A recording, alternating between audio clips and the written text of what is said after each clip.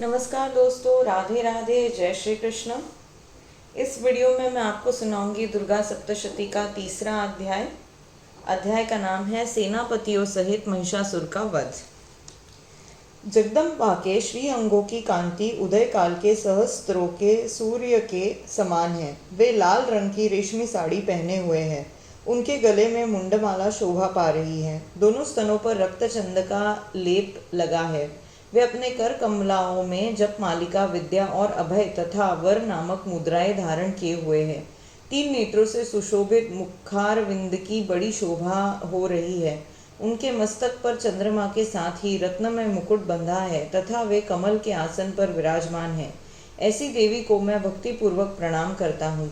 ऋषि कहते हैं, दैत्यों की सेना को इस प्रकार तहस नहस होता देख महादैत्य सेनापति चिक्षुर क्रोध में भरकर अंबिका देवी से युद्ध करने के लिए आगे बढ़ा। वह असुर रणभूमि में देवी के ऊपर इस प्रकार बाणों की वर्षा करने लगा जैसे बादल मेरु गिर के शिखर पर पानी की धार बरसा रहा हो। तब देवी ने अपने बाणों से उसके बाण समूह को अनायास ही काटकर उसके घोड़ों और सारथी को भी मार डाला। साथ ही उसके धनुष तथा अत्यंत ऊंची ध्वजा को भी तत्काल काट गिराया। धनुष कट जाने पर उसके अंगों को अपने बाणों से बींध डाला। धनुष, रथ, घोड़े और सारथी के नष्ट हो जाने पर वह असुर ढाल और तलवार लेकर देवी की ओर दौड़ा। उसने तीखी धार वाली तलवार से सिंह के मस्तक पर चोट करके देवी की भी बाई भुजा में बड़े वेग से प्रहार किया। राजन, देवी की बाह पर पहुंचते ही वह तलवार टूट गई। फिर तो क्रोध से लाल आंखें करके उस राक्षस ने शूल हाथ में लिया और उसे उस महादैत्य ने भगवती भद्रकाली के ऊपर चलाया। वह शूल आकाश से गिरते हुए सूर्यमंडल की भांति अपने तेज से प्रज्वलित हो उठा। उस शूल को अपनी ओर आते देख देवी ने भी शूल का प्रहार किया। उससे राक्षस के शूल के सैकड़ों टुकड़े हो गए। साथ ही महादैत्य चिक्षुर की भी धज्जियां उड़ गई। वह प्राणों से हाथ धो बैठा। महिषासुर के सेनापति उस महापराक्रमी चिक्षुर के मारे जाने पर देवताओं के पीड़ा देने वाला चामर हाथी पर चढ़कर आया। उसने भी देवी के ऊपर शक्ति का प्रहार किया, किंतु जगदम्बा ने उसे अपने हुंकार से ही आहत एवं निष्प्रभ करके तत्काल पृथ्वी पर गिरा दिया। शक्ति टूटकर गिरी हुई देख चामर को बड़ा क्रोध हुआ। अब उसने शूल चलाया, किंतु देवी ने उसे भी अपने बाणों द्वारा काट डाला। इतने में ही देवी का सिंह उछलकर हाथी के मस्तक पर चढ़ बैठा और उस दैत्य के साथ खूब जोर लगाकर बाहु युद्ध करने लगा। वे दोनों लड़ते लड़ते हाथी से पृथ्वी पर आ गए और अत्यंत क्रोध में भरकर एक दूसरे पर बड़े भयंकर प्रहार करते हुए लड़ने लगे। तदनंतर सिंह बड़े वेग से आकाश की ओर उछला और उधर से गिरते समय उसने पंजों की मार से चामर का सिर धड़ से अलग कर दिया। इस प्रकार उदग्र भी शीला और वृक्ष आदि की मार खाकर रणभूमि में देवी के हाथ से मारा गया तथा कराल भी दांतों, मुक्कों और थप्पड़ों की चोट से धराशायी हो गया। क्रोध में भरी हुई देवी ने गदा की चोट से उद्धत का कचूमर निकाल डाला। बिंदीपाल से वाशकल को तथा बाणों से ताम्र और अंधक को मौत के घाट उतार दिया। 3 नेत्रों वाली परमेश्वरी ने त्रिशूल से उग्रास्य, उग्रीवीर्य तथा महाहनु नामक दैत्यों को मार डाला। तलवार की चोट से विडाल के मस्तक को धड़ से काट गिराया।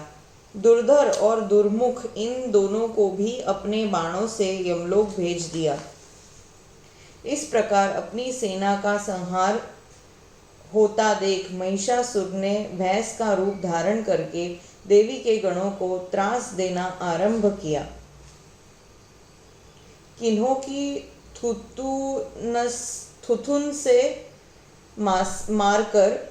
थुथुनों से मारकर किन्हीं के ऊपर खूरों का प्रहार करके किन्हीं को पूंछ से चोट पहुंचाकर कुछ को सींगों से विदीर्ण करके कुछ गणों को वेग से किन्हों को सिंहनाद से, कुछ को चक्कर देकर और कितनों को निश्वास वायु के झोंके से धराशायी कर दिया।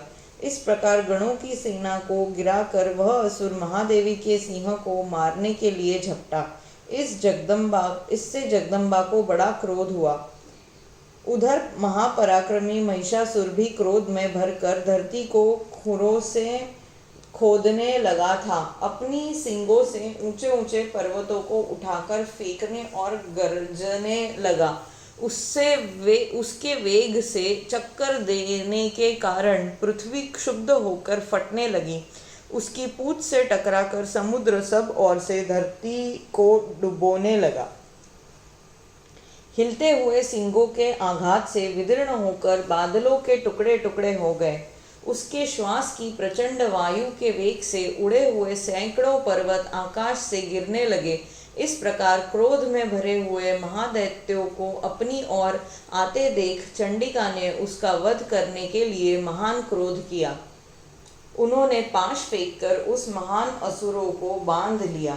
उस महासंग्राम में बंध जाने पर उसने भैंस का रूप त्याग दिया और तत्काल सिंह के रूप में वह प्रकट हो गया। उस अवस्था में जगदम्बा, जो कि उसकी मस्तक काटने के लिए उद्यत हुई, त्यों ही वह खंगधारी पुरुष के रूप में दिखाई देने लगा। तब देवी ने तुरंत ही बाणों की वर्षा करके ढाल और तलवार के साथ उस पुरुष को भी बिंद डाला। इतने में ही वह महान गजराज के रूप में परिणत हो गया तथा अपनी सूंड से देवी के विशाल सिंह को खींचने और गर्जने लगा। खींचते समय देवी ने तलवार से उसकी सूंड काट डाली। तब उस महादैत्य ने पुनः भैंस का शरीर धारण कर लिया और पहले की ही भांति चराचर प्राणियों सहित तीनों लोकों को व्याकुल करने लगा। तब क्रोध में भरी हुई जगन माता चंडिका बारंबार उत्तम मधु का पान करने और लाल आंखें करके हंसने लगी। उधर वह बल और पराक्रम के मद से उन्मत्त हुआ राक्षस गरजने लगा और अपनी सींगों से चंडी के ऊपर पर्वतों को फेंकने लगा। उस समय देवी अपने बाणों के समूह से उसके फेंके हुए पर्वतों को चूर्ण करती हुई बोली।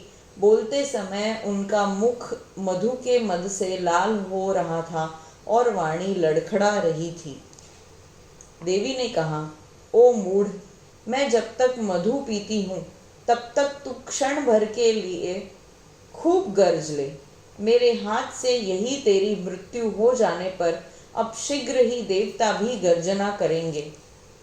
ऋषि कहते हैं, यह कहकर देवी उछली और उस महादैत्य के ऊपर चढ़ गई।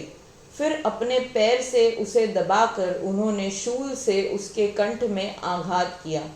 उनके पैर से दबा होने पर भी महिषासुर अपने मुख से दूसरे रूप में बाहर होने लगा।